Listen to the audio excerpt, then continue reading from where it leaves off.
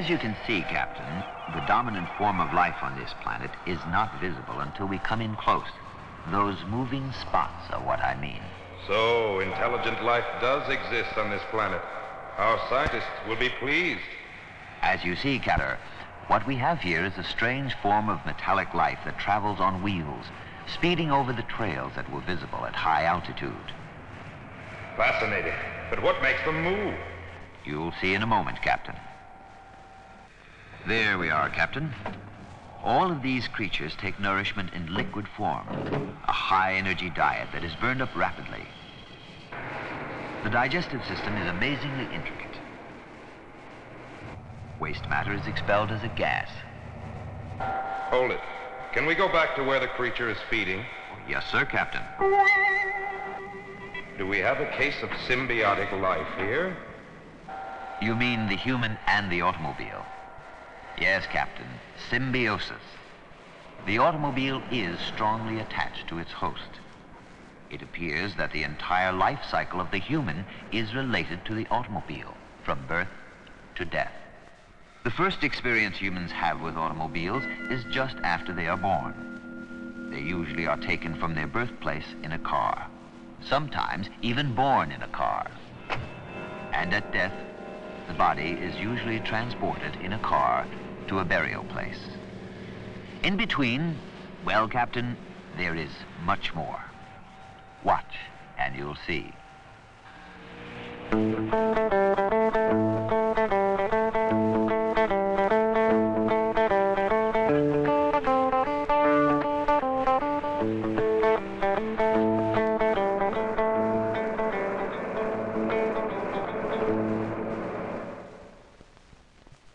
It started as a horseless carriage, built by carriage makers to look like a carriage, right down to the socket for a buggy whip.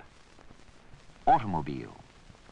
The word means self-propelled vehicle, originally conceived as a substitute for the horse and buggy.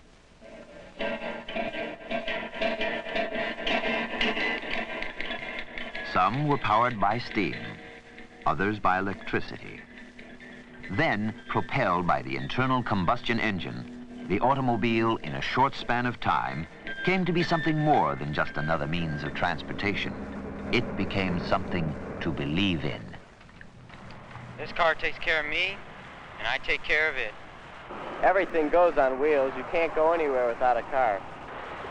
Working on cars always gives me great satisfaction. Car's a necessity. I couldn't earn my living without it. But there are too many big cars for luxury and not for convenience. Cars are a heck of a lot of fun. I enjoy mine tremendously. Walking's fine, but it sure doesn't get you very far. The modern car is a demonstration of technological skill. Seatbelts? Secured. Ignition? On. Power door lock? Affirmative. Power seat adjustment? Adjusted. Power windows? Check. Adjustable steering column? Adjusted. Remote control mirror? Check. Air conditioning? Adjusted. Stereo system? On.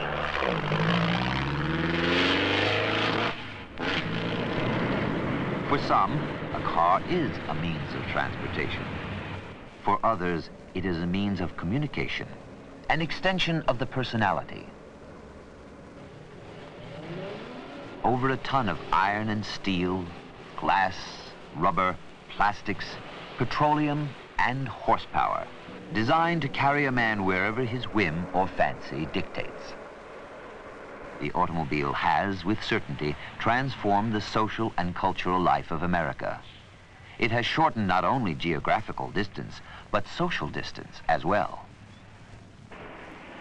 Before the automobile, the social distance between one man on wheels and another man on wheels was often quite apparent. The automobile closed this gap. Henry Ford's Tin Lizzie provided cheap transportation for everyone. It wasn't long before one man on wheels had the same distinction as another man on wheels. To this extent, the automobile brought concrete expression to democratic ideals. But ironically, the automobile also appeals to something entirely the opposite. The idea that one man, after all, is more successful than another. especially if he drives a faster, bigger, more expensive car. The car a man drives often seems to say for its owner, "Look at my car. Look who I am."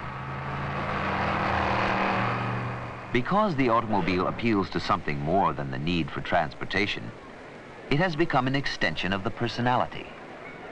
To drive a car today is to come of age. The automobile is just about the biggest event in a young person's life. Toy cars for the young. Later, automotive gadgets fitted to a bicycle.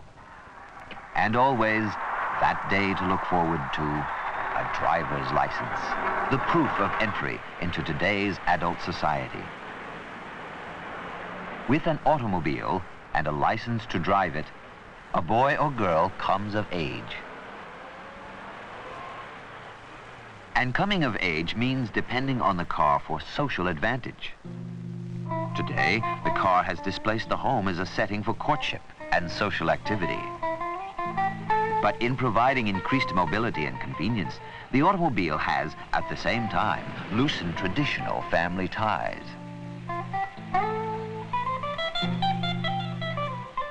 The technology that makes all of this possible is a byword for consumer prosperity. Factories, thanks to the assembly line, can put a large volume of cars and other goods on the market.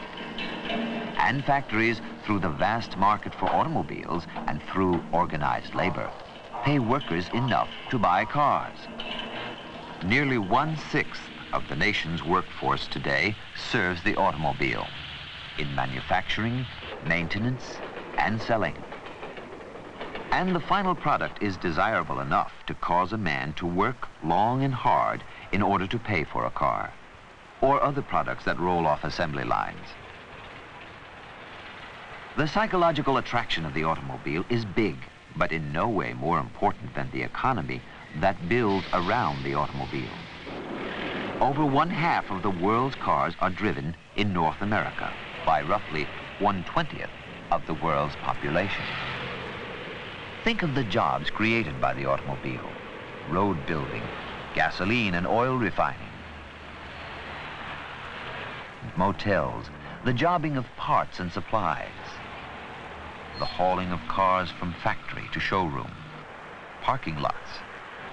Not to mention the car salesman, who in his time has become a legend. And last but not least, there is the vital business of selling to customers on the road, an ever-expanding source of exotic roadside culture. Side by side with production and sales is maintenance and upkeep. An owner of Ford's Tin Lizzie could, more often than not, take his car apart and repair it himself. Today's cars require an army of specialists, both for manufacturing and for maintenance. In fact, many of today's drivers don't know how a car works. They rely on specialists.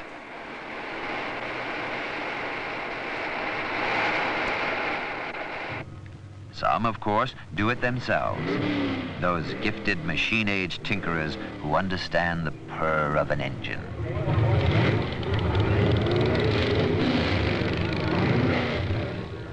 Nowhere does mechanical genius contribute more to the glamour and excitement of the automobile than in the sport of racing. A sport that exaggerates to the limit the normal functions and upkeep of the automobile. Most curious of all automotive sport, the demolition derby, the vicarious spectacle that eases the average car owner's anxiety over the everyday hazards of the road.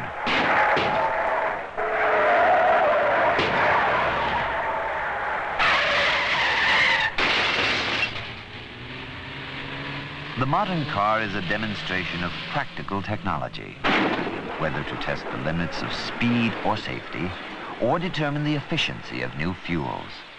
Man is constantly at play with automotive technology. For the automobile is in essence a form of idealized toy, practical, functional, necessary, an art form, styled to the ultimate preferences of the customer. But the fashions can change rapidly. Today's glittering bauble becomes tomorrow's scrap.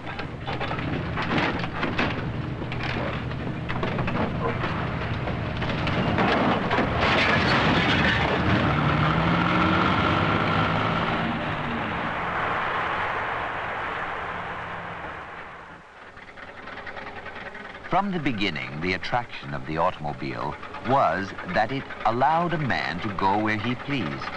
It enabled him to escape from the bonds of space and time. No longer was he dependent on timetables, trains, or trolleys. No longer was he bound to a destination that was not his own. But the car as a means of escape soon proved to be an illusion. The lure of the open road can be not so alluring when it is shared with thousands of other drivers. Learning about cars has traditionally been a man's interest. So, when things go wrong... But today, along with the boys, the woman driver is fast coming into her own. Regardless of who drives, it takes learning and skill to survive in this age of the car. And even if you learn the lessons well...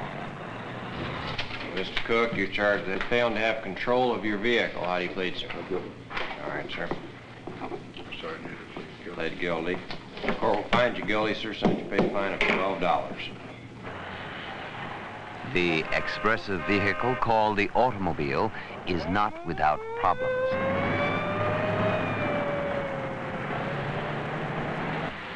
For some, entering a car is the same as putting on a mask. People don't know who you are, so your car speaks for you.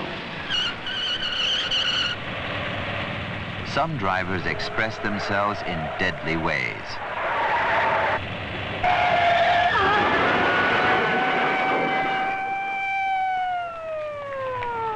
There are now more than 50,000 people killed on North American highways every year.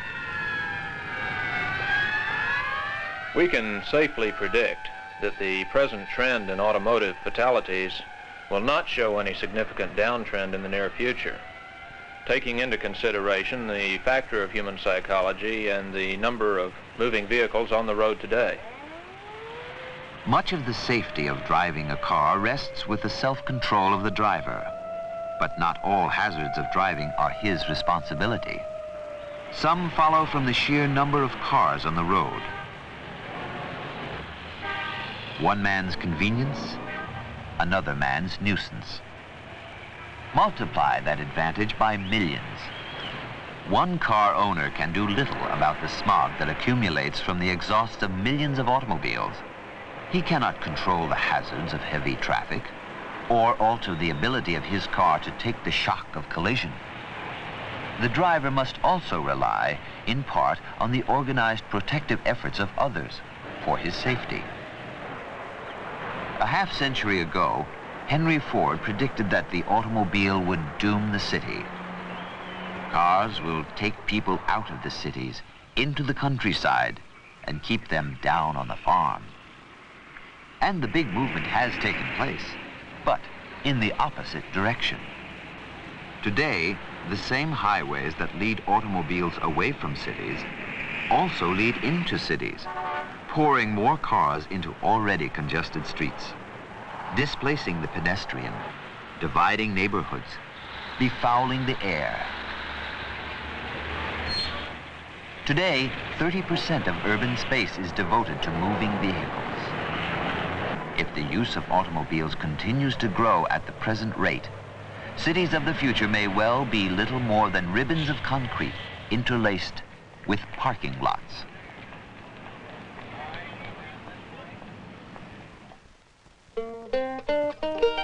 Each age has its problems. Before the automobile, there was the horse. In 1899, Scientific American predicted that the automobile would solve the problem of filth in the streets caused by the horse. The improvement in city conditions by the general adoption of the motor car can hardly be overestimated. Streets clean, dustless, and odorless, with rubber-tired vehicles moving swiftly and noiselessly, will eliminate a greater part of the nervousness, distraction, and strain of modern metropolitan life. The automobile solved the problems of the horse all right. Who will solve the problems of the automobile? How do you think they'll solve their problem, Captain? I'm not sure. Perhaps we'll have to return another time to find out.